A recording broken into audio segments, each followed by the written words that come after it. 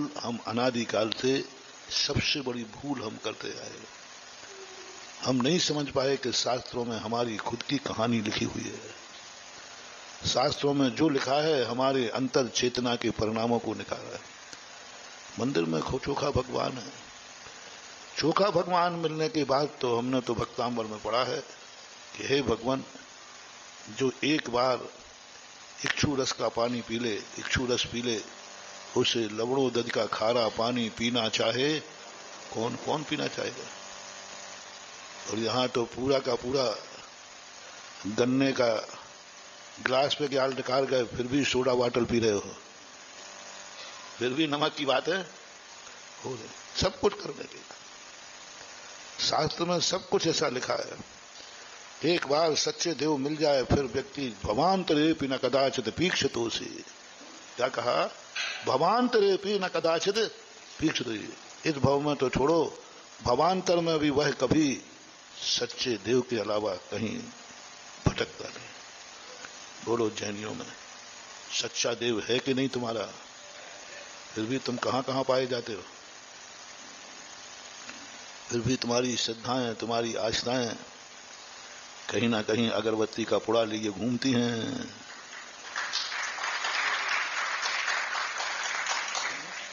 कहीं ना कहीं कोई और तमन्ना है जो यहां नहीं है।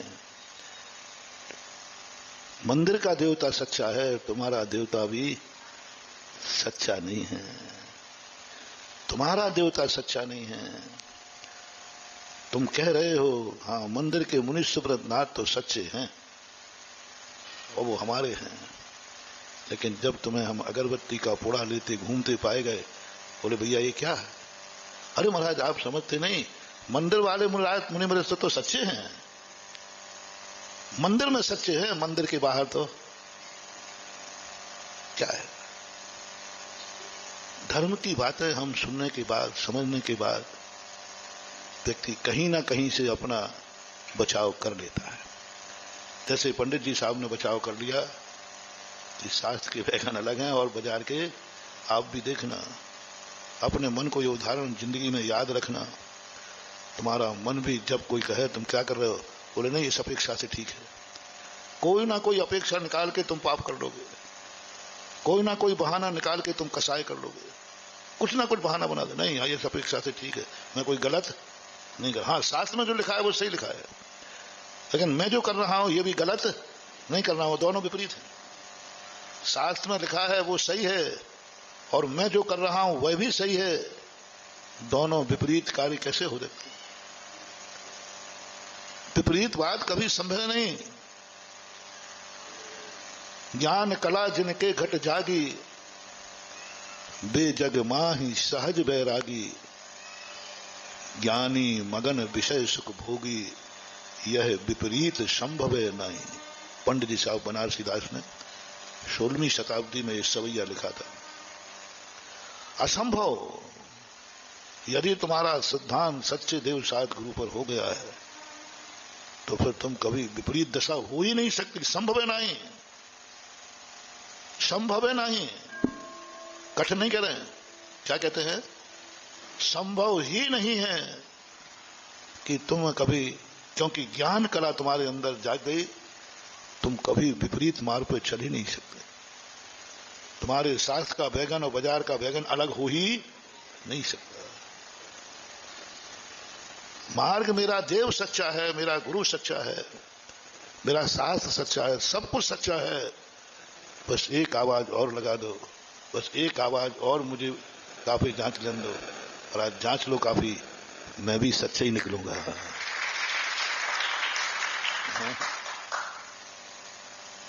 चुम्बक लगाओ, वो पहले एक चुम्बक चलती थी, अब तो बंद हो गई क्योंकि चिल्लर ही बंद हो गई। वो चिल्लर चलती थी कहती तो इससे देख खोटी है यार, चिपक जाता था तो चुख आया था मानते थे। अब वो नोट चिल्लर ही खत्म हो गया, अब तो सब कागज आ गया। फिर भी यदि चुम्बक से चिपकाएं तो तुम चिपक जाओगे या छूट जाओगे। बहुत कठिन है अंदर की बात, धर्म के प्रति। ऐसा सच्चा देव मिला, लेकिन क्या करें। अब इसकी दो बातें हैं। या तो तुम्हारा गलत मार्ग चुन लिया है और या फिर तुमने गलत ढंग से चुन लिया है। जो विधि होना चाहिए थे वो विधि नहीं है, या तुमने खोटे अभिप्राय से चुना है। ये जिसके लिए था तुमने उसके लिए नहीं चुना। चोर भी जो भगवान की भक्ति करता है, बोलो सच्चे देव सात गुरु चोरी छुड़ाने के लिए होते हैं कि चोरी में सफलता पाने के लिए होते हैं? और चोर ने किस लिए चुना? तो यहां खोट तो कहीं ना कहीं तो गड़बड़ी है, कहीं ना कहीं तो गड़बड़ी है। अंतर रिजल्ट गलत क्यों आता है?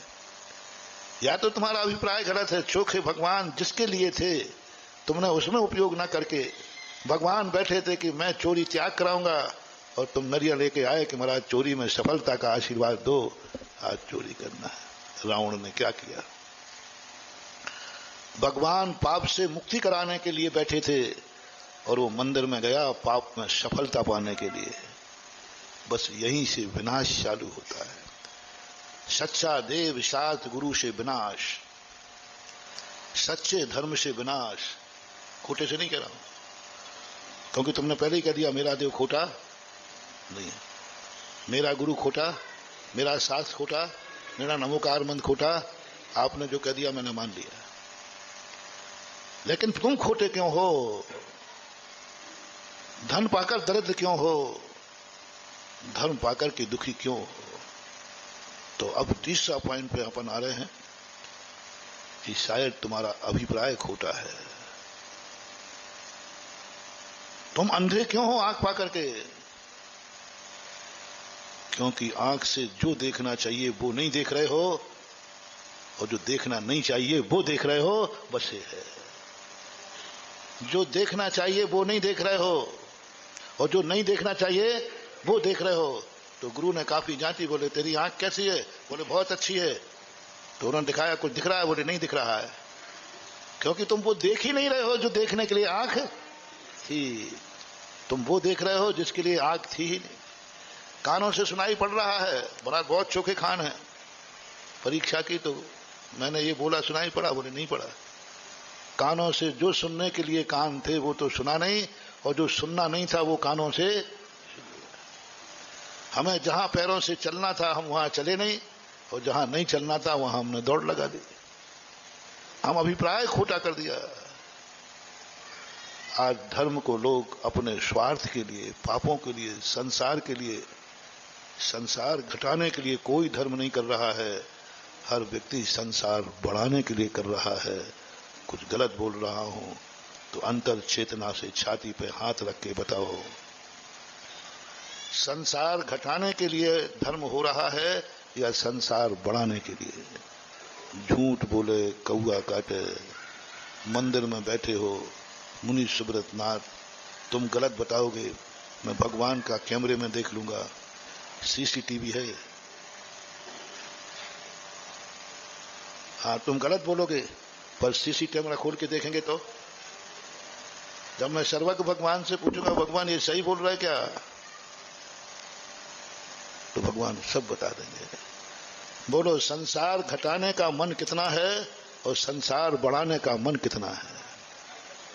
परसेंटेज बता दो। कितने परसेंट मन आता है कि ये संसार मिट जाए, खत्म हो जाए? कितने परसेंट आता है संसार बढ़ जाए और बढ़ जाए और बढ़ जाए? कितना परसेंट मान लो?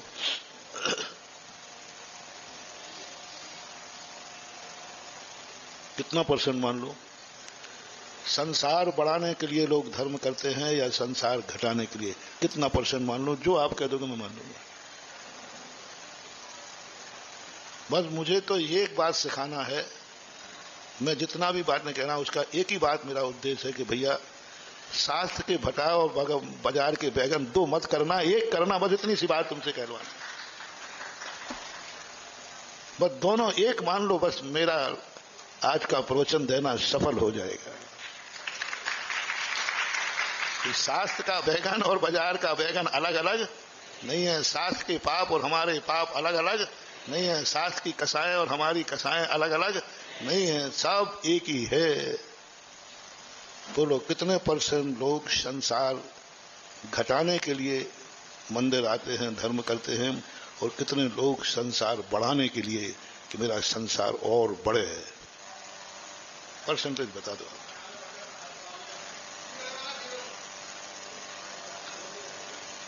बता दो, कोई बता दो सब।